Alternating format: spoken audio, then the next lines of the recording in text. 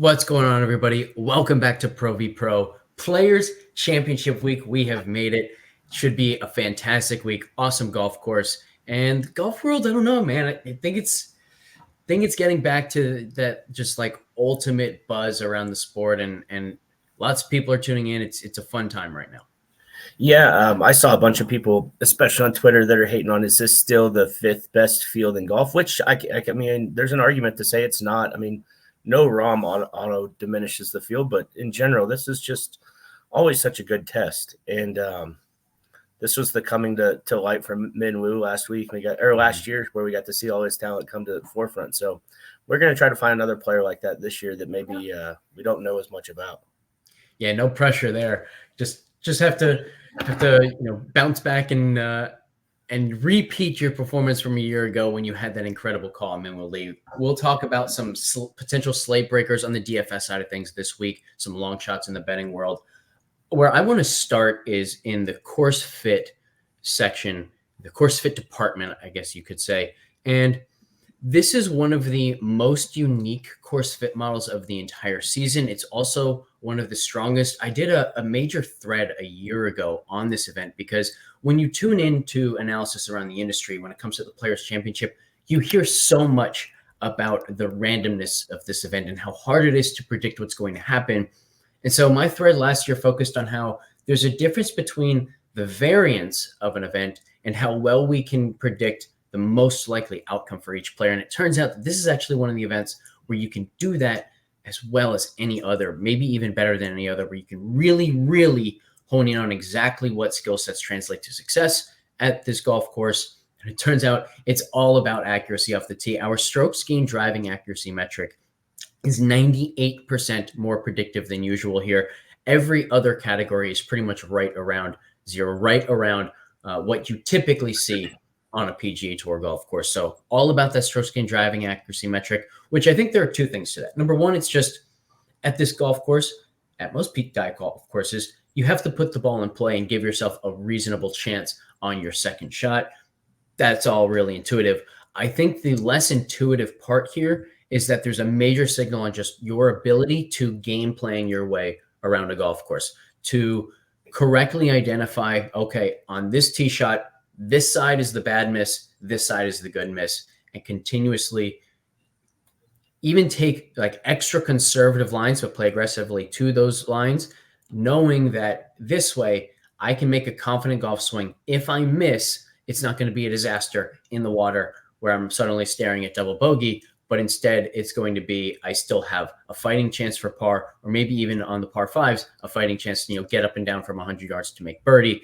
And I'm no longer hunting or staring those huge numbers right in the face. Yeah, and I think it shows by look at the guys that have won this event in the past, right? We've got a lot of veterans that kind of came out of nowhere to win that we kind of know as plotters. Webb Simpson, David Toms. I mean, there's a lot of guys. If you just look back, until the only you might kind of change that with a few winners. Scheffler obviously just better ball striker than everybody else was able to get around there, and maybe even see woos. But a lot of the guys that have won here, they're methodical. They think their way around, and most of them were in good form. I mean, I saw somebody was saying Webb Simpson, when he won, he was 100-1. That's unbelievable to me because he was playing really good golf at that time. Mm-hmm. And obviously I wasn't, as deep into the fantasy golf and betting as I am now. So I don't really remember exactly the form, but I know he was playing really good golf at that time. So yeah, plotters that are in good form, that are, are not afraid of a challenge. I think that's who we see at the top of the leaderboard. This is one of the weeks on tour where we see the most trends analysis around the industry, where it's, 9 of the last 10 winners have done this, 19 of the last 20 winners have done that. And I'm always very hesitant to look at trends. But I think there are two really interesting ones to talk about. And the first one is just this idea that you have to come in with really good form at the Players Championship to do well. I would modify that a little bit. The first thing is, when you look at who the best golfers in the world are, most of them come into an event playing well. It's like they're good golfers, so they should be playing well. They're probably going to play well again this week. It's rare that you see someone play poorly coming into the Players and then do really well in the Players, not because there's some like hidden magical power about this golf course that forces you to have come in playing well or you can't play well that week. It's just a selection bias thing. It's just there are more good golfers playing well coming in, and those guys are the ones who are then the most likely to play well that week. So the way that I would modify this is if you think that there's something extra important about being in good form, look for the guys who have been in form despite being not great fits for golf courses coming in. So we've had a run of golf courses lately where driving distance has been super important. It's been the most important factor for success. So if someone has been playing well over the last month without a ton of distance, now they get to a course where accuracy suddenly matters more than usual off the tee. Distance is about 15% less predictive than usual here. Okay, that's the guy who suddenly has a chance to really vault himself up the leaderboards more so than he has lately. And maybe people will be down off of that, even though it fits right into the narrative of looking for guys who are playing really well compared to their baseline coming in. Sounds like you're talking about Russell Henley. Like, I really feel like that whole spiel right there was just about Russell Henley. There's a different guy. We'll get to him in Slate Breakers that I'm talking about there, but you're absolutely right. Henley completely fits that bill as well, coming off a phenomenal week. Henley also, by the way, like this is far from the first time this past week at Bay Hill, I should say. It's far from the first time that he's competed at a course or contended at a course where distance can be so much more predictive than usual, because he just has a phenomenal week on and around the greens. We saw it at Augusta last year as well. He just has those weeks where he can't get himself in trouble because he's so damn good on and around the greens at times, and with his irons as well, that just like you can put me in any position off the tee, I'm going to find a way to make par anyway. Yeah, I like Russell Henley a lot this week because I think he fits the bill. They'll plot it around the golf course, and he's smart, hits it straight, and he's playing good at courses that haven't fit him. It's just like when you went through all of that, that's just the first person that kind of came to my mind. I love that too, because he's at 1.13 expected strokes gain in our model. That's fifth in this field. So at $8,600 on DraftKings, you get the guy who's fifth in expected strokes gained. That's going to pop pretty well. I don't think he's going to be super popular. It's tough to say because, at this point in the week, the ownership projections are a very loose shell of what I think we're going to see. There are a lot of players who have a very wide range of outcomes still. So it's really going to depend on, okay, what is sentiment around this player? So for example, like Jake Knapp and Adam Scott are two guys who have had really good form over the last month and a half or so. So people could easily want to play them, but they're also coming off their worst event in quite some time. So until we start to hear more people talking about this event throughout the week, until we see articles come out from other sites and this and that, and see where they're projected on other sites, it's really difficult to determine whether it's the form over the past month and a half that's going to drive their ownership or last week's disappointing performance that's going to drive their ownership. There are a handful of guys like that. Scott and Knapp are the two who really come to the forefront, but there are a number of others where really anything could go. They could be 5% owned. They could be 20% owned. It just matters how people are talking about them at the start of the week. Well, I'm glad you brought up Adam Scott, because obviously big disappointment for us last week of the way he played, being our one and done selection. But that being said, like, it kind of allows me to feel like maybe I get him at a little bit lower ownership this week of a guy that can compete here, right? He kind of fits the bill of everything we're saying. Plus, he has the ability to hit it far when he needs to as well. Mm-hmm. So that he's a really, really good point or person to bring up right here. I myself will have him definitely part of my player pool. I think that it's a great bounce back opportunity, and I think sometimes he may be looking ahead a little bit too to this week. So I don't know how true that is, but hopefully sub 10% ownership. I'll be pretty happy with him. Yeah, if he comes in sub 10, there's even a chance I'll have him in my single entries. Regardless, I think I'll be overweight in MME.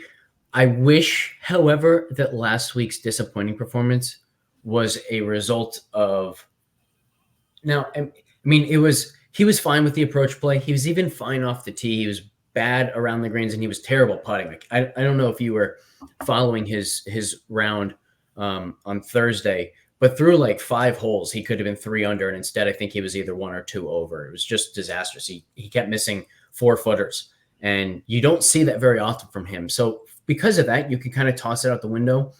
However, he started the year driving the ball extremely accurately. And actually he finished the end of last season doing the same, where it was like, man, if Adam Scott, who has gained distance with his age, can now get back to being one of the more accurate guys off the tee in the world, like there's almost no ceiling for him, just for how much better he can get. He can return to the old Adam Scott, even in terms of his ability to contend in fields like this. That accuracy off the tee has tapered off a bit. And remember, we've been at golf courses where distance matters so much more than accuracy. So maybe there's something there where he was just really trying to sell out for that distance. But he's been so inaccurate in the last few events that he even has lost some of his distance advantage, because to hit the ball far, you kind of have to hit fairways and get that extra 30 yards of run out. He's missing so many fairways that he's not getting run out, and therefore, you look at his pure distance numbers and they're not even that great. So I wish that his driving form had been better last week, where because he kind of tapered off and the driving is part of that, I am now a little bit hesitant to use him, particularly if he ends up popular this week. Yeah. So the just a little backstory of where the Minwoo Lee call came from last year is and Minwoo Lee did this last week as well. Mm-hmm. And I don't know if you noticed it, like what the short par 4 early that was playing over par and everybody was laying up 4, maybe I think number 4, somewhere in that area, but everybody was laying it up to like the 170 to 180 range. And they were, the hole was playing half a shot over par. Minwoo just gets up there with the driver and busts it down the middle, has 50 yards, flip wedge in. Like, just you tell me which side of that you want. Obviously, so that's kind of. I think that if we get the old Adam Scott here, I think it'll allow him to hit driver where other people aren't hitting driver to the same collective areas. I think that's a big deal of where the talent of somebody that can hit it long and far, they're just playing so good they can just rip driver.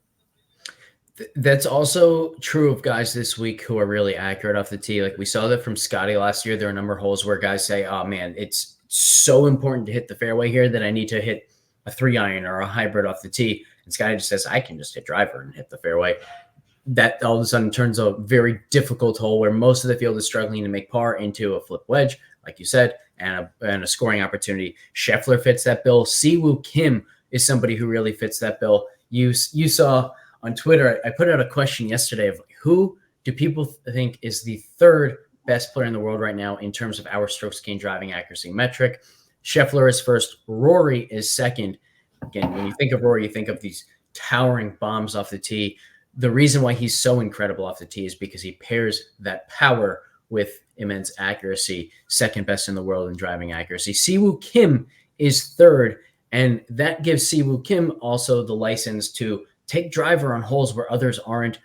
We will certainly see that again this week. He's always done it at the Players, and now he comes in with the best driving accuracy form that he's probably ever had coming into the week. So very exciting to see the way he tries to attack this golf course. Where is your kind of sentiment on Siwoo this week?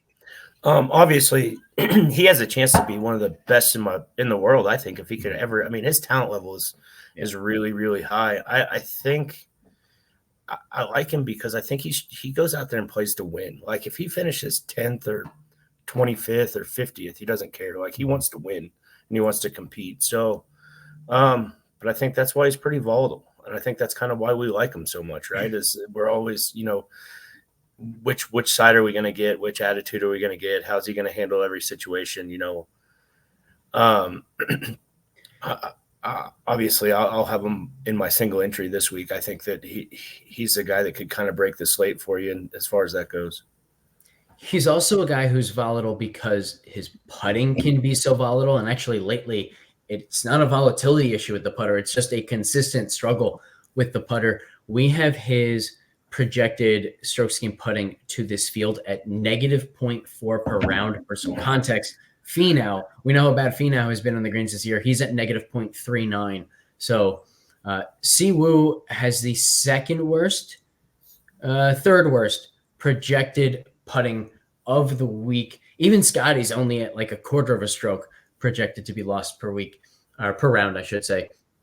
So I think that's my biggest hangout with Siwoo is just like when you are looking for that ceiling finesse, you need the chance of him gaining half a stroke or a full stroke per round on the greens.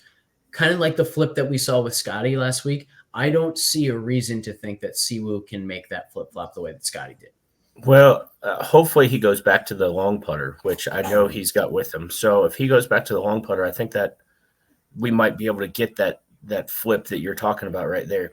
And speaking of Scottie, like I don't think that I'll be more frustrated by the lack of just believing what we talk about as much as I am with Scottie last week. Like we've said it for the entire year, every time we brought up his name, just make a change, just do something different.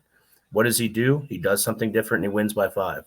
Maybe with Scottie, it wasn't just that he made a change. It was like we had talked a number of times about what we would like to see from Scottie, the changes we would like to see him make. Number one was becoming more upright. He lengthened the putter to be more upright. And there was a really good like side-by-side picture of his new posture versus old posture. He's much more upright. He also has more spinal curve right now, which again helps him be more upright in terms of like just what his hips are doing.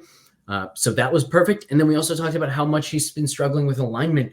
So he goes to a mallet putter that a lot of guys have more success aligning correctly with and gets rid of the line on the ball. It's like both changes that he made were exactly what we wanted to see. I definitely don't think it was a coincidence that he put it as well as he did. And consequently, I'm maybe even higher on him than our model is, which is because we have him 19% to win, 45% chance of a top 5, 91% chance to make the cut when nobody else is even at 85%. It's crazy how well we have him projected. Yeah, it's just frustrating when we talk about something all the time of that's what we want and that's what we want to do and we want to see out of somebody, and then he does it and then he wins by that many. Like, come on, we should have known it was coming, and we should have just been like, all right, we're gonna go all in on what we've been saying for literally a year, and then he wins. I'll be interested to see how it translates this week. I think he is going to be hard to beat personally. Yeah, I do too. It's going to be interesting for the one and done conversation. We could go right back to him, although I think last week he was at 13%. This week he might be like 25%. And in DFS last week, I had him in my single entry. I had him in, I think, 50% of MME lineups. And in my personal one and done entry, I did leave him in because I had already used Adam Scott in my personal one. Otherwise, I probably would have made the switch to Adam Scott in both our entry and my own. So kind of got lucky there to stick with Scottie. But the really cool thing that I noticed is just from that win, my personal entry went from like 1800th place to 200th place, something like that. So we are 100% still in it in our combined entry as well. That one and done contest, it's been so hard to find the guys who are doing well this year that absolutely everyone is still in it. If you go back to back in these elevated events with winners, you're going to be right there in the top 50. So I'm glad we got into this as one of the one trend that we've kind of talked about that everybody seems to be talking about is the early late wave of being, this is what all of your winners, I think it's 9 in a row or something, come from early late. So I'm generally speaking very much with you. Like, this is not factual. This is just, hey, your best player that week happened to be in that wave. That being said, this golf course has been known to get harder and harder. And the only time that it plays somewhat easy is that early Thursday. You got any thoughts on that? Yeah, I think of all of the splits that you're going to hear this week, and we can again talk a little bit more about why they're so dangerous to look at. Of all of the splits, I think this is the one where there's the most potential for there to be something real and important behind it. One of the reasons why I don't like looking at winner splits is because golf is already a sport where sample size in the data is a concern, right? If we had a larger sample size, we could make much better predictions, but we don't have that large of a sample size. And so this idea of when you can evaluate performance at Sawgrass over the last 10 years or so, the idea of removing 99.5% of every field and only looking at what the winners did and where the winners came from, I think is a horrendous idea, and it's a really bad process. However, there is something to be said about the conditions of this golf course fitting the idea that this one split, the early late split, could be advantageous. So my thought is, number one, if you're going to really look at this and and conclude for yourself whether it's something you want to take into account or not. The two things that I would implore you to do are, number one, don't just look at what the winners have done in the last, I think it's 9 of the last 11 winners have come from this split, something like that. Go back. Don't just look at what the winners have done. Look at the top 5. Look at the top 10. How many in that group have also come from that split? If it's like 70% year after year coming from that split, okay, now maybe there's some real signal there. If one year it's 7, the next year it's 2, but one of the 2 happened to win, now you're getting this very clear sense, okay, this has just been something that's happened kind of randomly, and it's not really contributing to who finishes in the top 10 or who finishes in the top 5. And then the other thing that I would do is make note of what the weather and the conditions were like in those years. I don't think we're going to see the greens as firm this year as we have in the last couple, just like we didn't see them as firm as they've been in the last few years at Bay Hill. And, we're also not supposed to get much wind this week. Wind plays a huge factor. If there was, a little wind on Thursday morning, then a lot Thursday afternoon, and then there was consistent wind all of Friday, then that split should have had the advantage. So go back and look at those things. Don't just care about what has happened in the last 11 years. Make sure there's actually some real signal behind it. Personally, when I went back and looked at that, I didn't see a whole lot. Yeah, I think the wind factor is huge there, because that's what firms these greens up is the wind blowing, steady, for all afternoon, Thursday afternoon. And then by the time you get to Friday morning, they're already so firm that you don't get maybe the receptiveness that you got early Thursday morning. And that's where that split came from. So I would definitely agree with that. That being said, I think it's happened enough that you have to pay a little bit of attention to see how the course is going to play. It doesn't happen that many times without having a little something behind it. But I mean, Rory and Scheffler are the opposite. I think they're late early. So, the tour is going to make sure that if they have whatever they have to do to make the green soft on Friday morning, they're going to get the same conditions. Yeah. The final thing that I'll say about these splits is one of the reasons why I'm less inclined to just bash this split in particular is because you're at least removing the selection bias of this is not good players do well at Sawgrass like all of the others are. And so I think like a good example is you're going to see splits like, 20 of the last 22 winners have had a top 10 at Sawgrass before, something like that. And that is to say, okay, well, made the cut. Thanks. Yeah. Who have been the players playing in the Players' Championship? Well, year after year, it's the best players. So naturally, guys who end up winning are going to have had some level of success or just, experience at Sawgrass. There are very few guys every year that come into the week having never played a Players' Championship before who are good enough to actually have a chance. Jake Knapp is like the only guy who comes to mind right away for me. So if you're looking at, okay, what are Jake Knapp's chances of winning? Well, they're not good because he's one guy in the Players' Championship. He's so vastly outnumbered by guys who have experience at the Players, but it's not like he has a lower chance of winning this week than he would at some other golf course just because there's something inherent about this golf course that makes it tougher to win the first time. I don't think any of that is true. I just think it's all selection bias. So when you are looking at these splits this week, when you're reading all the splits, just keep this in mind.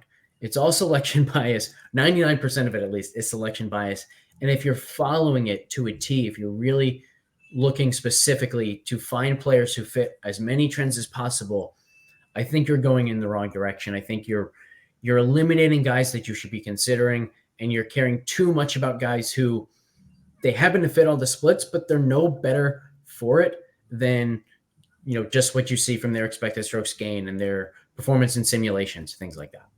Yeah, for sure. And I meant to bring this up earlier. How about my boy Bryce Garnett winning last week? I know, you're too young to know who he is, but we got paired. We played together.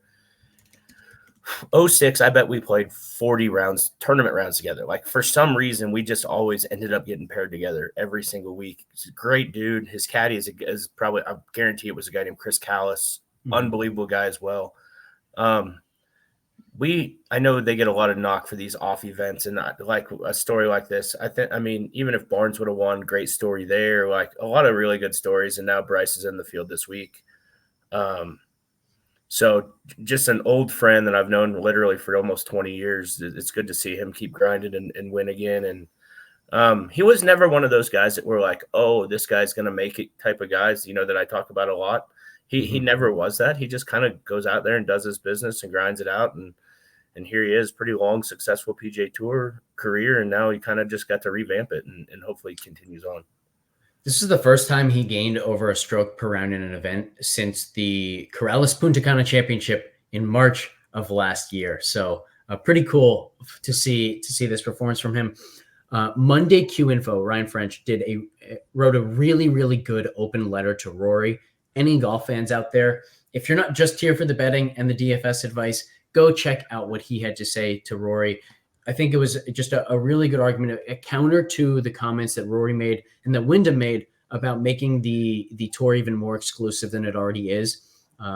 Basically, like, I don't want to give away the full article because, again, it was really, really good and a fantastic read. But the two main points were that if the tour were to become even more exclusive, how many of the Bryce Garnett type stories do you lose because he's no longer on tour, getting this win that completely changes his life? It helps his family, helps his friends, all that sort of thing. And then the second point was, how many of the Wyndham Clarks are still Wyndham Clark? Because, Wyndham would have been somebody who lost status at one point, things of that nature. So two really good points. And personally, like, I think the thing that you and I have talked about a number of times is that we've been fortunate enough to play with a lot of high caliber PGA Tour players now. You're good friends with a bunch of them. The commonality between all of them that we hear consistently is that it's a hell of a lot harder to get to the tour than it is to stay on the tour. The move that, Rory and Wyndham are talking about, I think, is like one step removed from the best situation, which is you make it harder to keep your card, but then there are more spots for new members each year, not fewer spots. That's the way that I would go. And everybody was all over Gooch for his comments, which we made fun of him on the show. Talk about tone deaf. Wyndham Clark is with the most tone deaf comments of all time. Like, why is nobody cracking down on what he said? He literally wouldn't have a PGA Tour card right now if they did what he wanted. Like, just to be so naive and so just not have no awareness of a situation. Like, I just thought more of him, I guess, than the reality. I mean, you don't make comments like that and it just be so far-fetched because you wouldn't even be there. That's basically like saying, hey, look, I made it. Now make it to where nobody else can take my spot. Yeah, 100%. Not only that, but like, he gets the major championship win a year ago. He wins last year and this year in an elevated event. He contends again this week at the API. It's like he was really becoming a true star on tour, and then he makes these comments that are going to make people not like him. It just, what horrendous timing to the comments as well. Not just the fact that they so clearly misguided, but I just don't even know where it came from. Like, what, like, right. just if anybody should be sticking up for the little guy, it should be a guy like him, right? I mean, a guy that grinded it out and made it. And then, I don't know. It was really disappointing to hear him say stuff like that. And like I said, I just very tone deaf comment. And I mean, he should be getting backlash, but he should be getting as much as Taylor Gooch did. And I don't think he is. I think he has, actually. I think he's gotten a bunch of backlash. It's a different kind of backlash because with Gooch, he was wrong in a way that was really comical. And so people love to just jump on it to make fun of it, to make their own jokes about it. With Wyndham, it's not like you can make a funny joke about what he had to say. It's just, well, that's incorrect. Like, I don't know what else to say about it. That's just wrong and weird to say. But yeah, he's definitely had some backlash about it. And as you said, like, he deserves all of the backlash that he gets for it. Let's talk betting for a second. Yeah, I was going to say, I know you have a course fit guy that you wanted to talk about. Let's get back into that. I know there's one guy that you are super high on. There's a few on the short list that I could probably guess, but let's get to it. I want to hear kind of where you're headed. So both of my outrights so far this weekend, there's a very good chance that I will end up making more, but the two outrights that I've made so far are long shots. And the reason why I love the long shots is because one of the things that the sports books do this week is they make the each way bets even more attractive than usual, where Bet Rivers goes from 1/5 payout for the top 6 to a 1/5 payout for the top 7. Bet365 does something similar where they have a 1/5 payout for the top 8 or you can go to your usual option of the 1/4 payout for a top 5 and get even higher odds than usual. So I like the each way market a ton, and I want to take full advantage of that. And the way to do that, in my opinion, is to go to the long shots who are just completely undervalued. Doug Gim is the first one for me there. We have him at 1.06 expected strokes gained. He's been awesome of late. He really fits the bill of somebody who has had a ton of success and has been thriving lately, despite the fact that he's not very long off the tee. We have him losing 0.07 strokes per round with his driving distance, gaining almost half a stroke per round with his accuracy off the tee. Really love that. His approach play has been spectacular. His around the green game has been much, much improved. And even his putting has been really improved. He kind of started the year as someone who, might be in the Siwoo Kim range of putting struggles, and the Kevin Yu range of putting struggles, has really turned that around. It's not like he's gaining strokes on the greens now, but he's not losing anywhere near as much as he used to. So I like Gim quite a bit. I believe that was at 175. No, I was 140 to 1.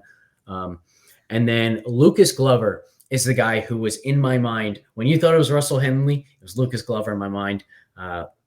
He's 175 to 1. We have him at 0.72 expected strokes gained, so not quite projecting as well as Doug Gim. But Glover also has the advantage of being a high volatility golfer. With him, the volatility is almost purely from the putting. We remember how great he putted down that stretch last year. Putter hasn't been anywhere near as good this year, but there's still signs, right? There are still days where he makes a handful of those 8 to 12 footers. He's pouring in all of the important 5-foot par saves. He's missing more this year than he did a year ago, and consequently, he's losing about half a stroke per round putting in his last 5 events or so.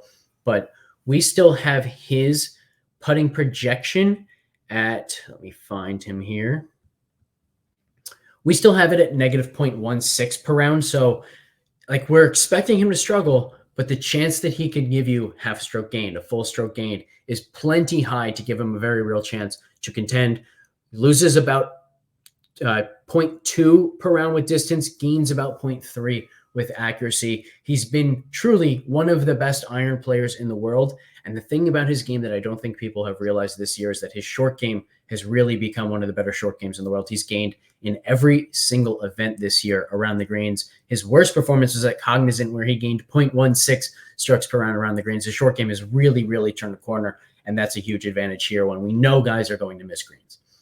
So I thought there might be one other guy that we talk about a lot of how talented he is, and he hasn't been very good of late, but we've talked about a lot that might fit the bill here, and this is going to be kind of the guy that, per se, my Min Woo Lee of last year, although he's way more known, and that's Taylor Moore. He's slowly gotten better. I know he's worked really hard at home. We all know he's super talented. He has the ability to drive it really, really straight. I wouldn't be surprised to see him contend this week. I think he's kind of been trending the right direction for a while, and I'm pretty. He's way too cheap on DraftKings. He's in the 5s, I believe, and that's just way too much talent. I saw also Grayson Murray's in the 5s. If you want a high volatility player that can hit all the golf shots, I mean, at 5,100, Grayson Murray that's won this year. Especially if you want to stuff, a Scheffler and a Rory into your lineup, and then still get a bunch of the Burns type of guys in there with him. I think he's somebody that, if he finished in the top 20 here, I wouldn't be very surprised at all. I like the Taylor Moore call a lot. This was actually the event last year when the Taylor Moore kind of surge began, especially in that final round showdown. He made us a bunch of money, carried that all the way to the Valspar, where he got us the outright win, both pre-tournament and live tournament. Still to this day, the only guy I've ever won on both pre-tournament and live. So that was a really fun one. I would love to see Taylor Moore play well again.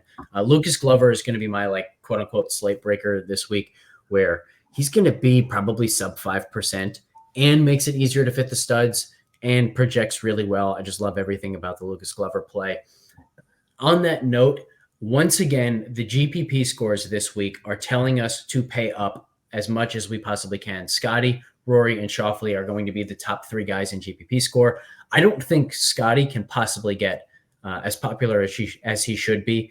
I even think there's a chance in my shell ownership, I have him around 30% in single entries. I even think there's a chance that could go down to 15 to 20-ish.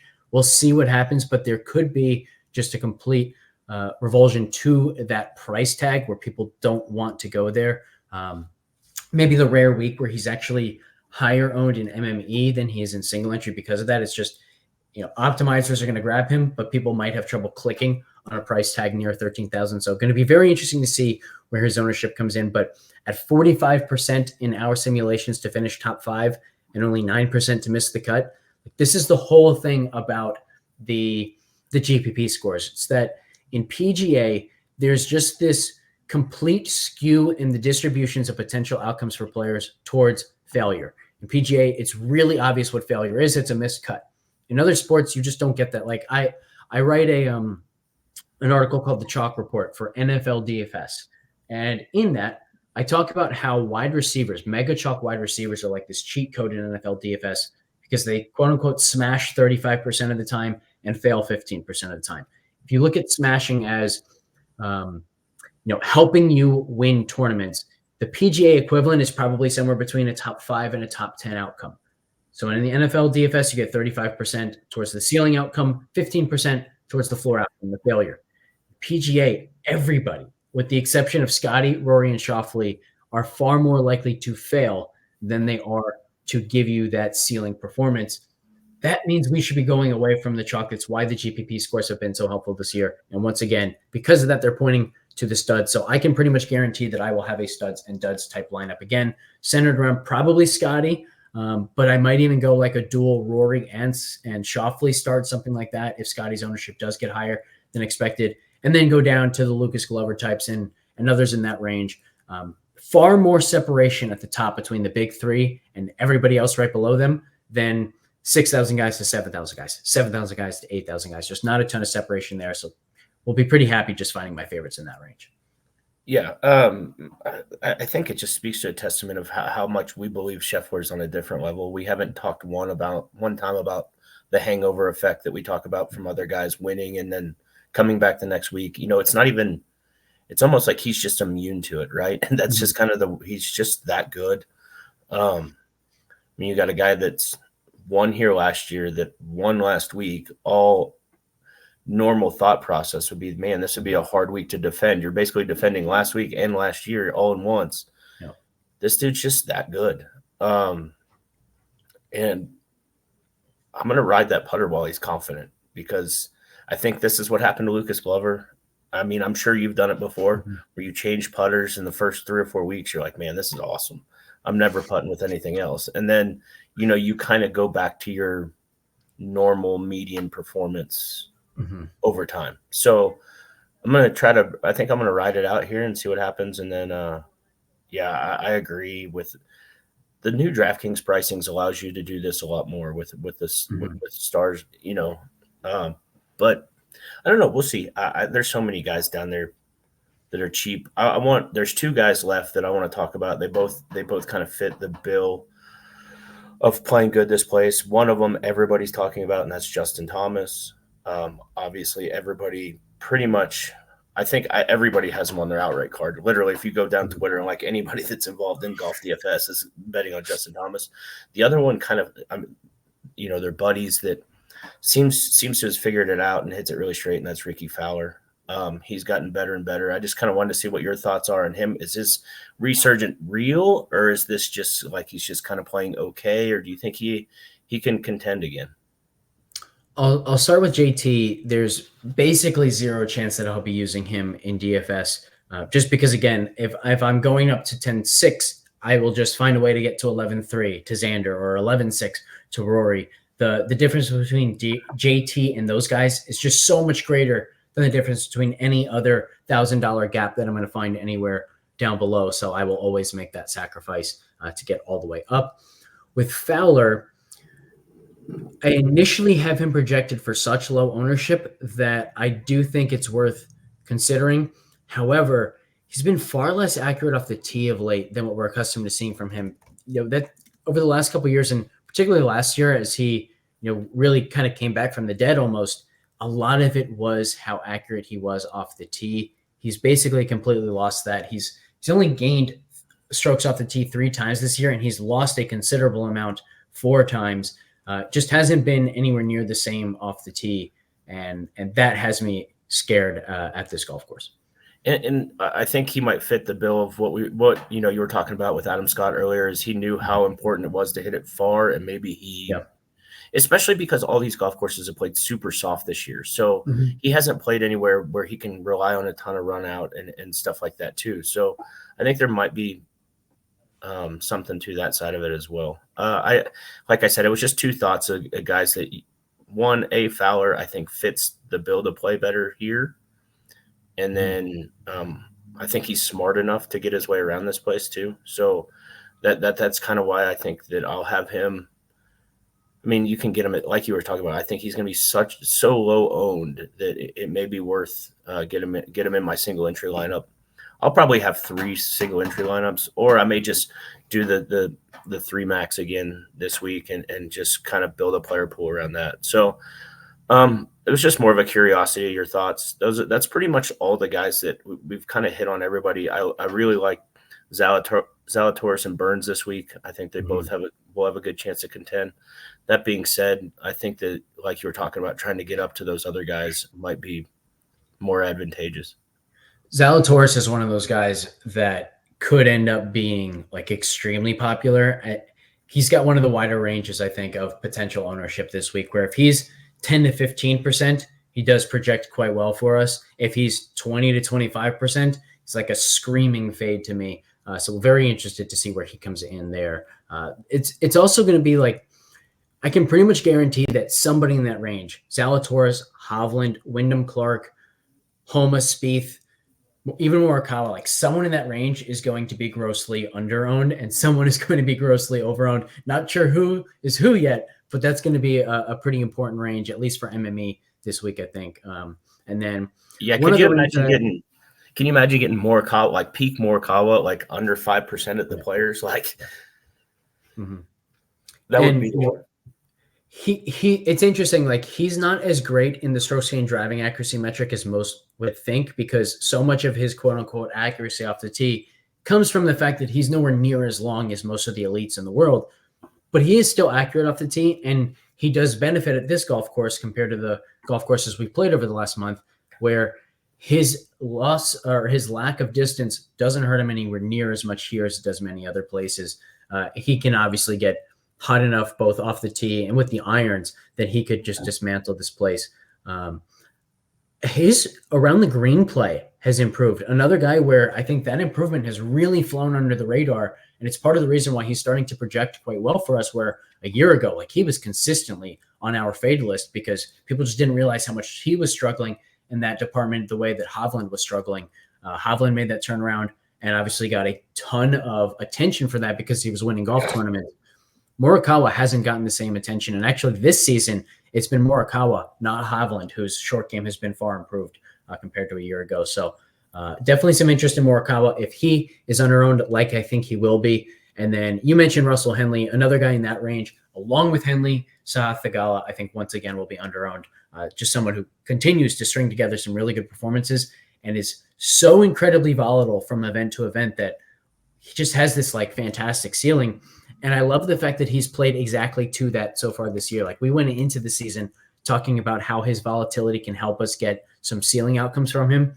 Well, he's got a second at the Century, a fifth at the Phoenix Open, and a T6 at the API. Only one other top 20, and it was T20 at Pebble Beach. So he's been as hit or miss, boom or bust as we kind of expected.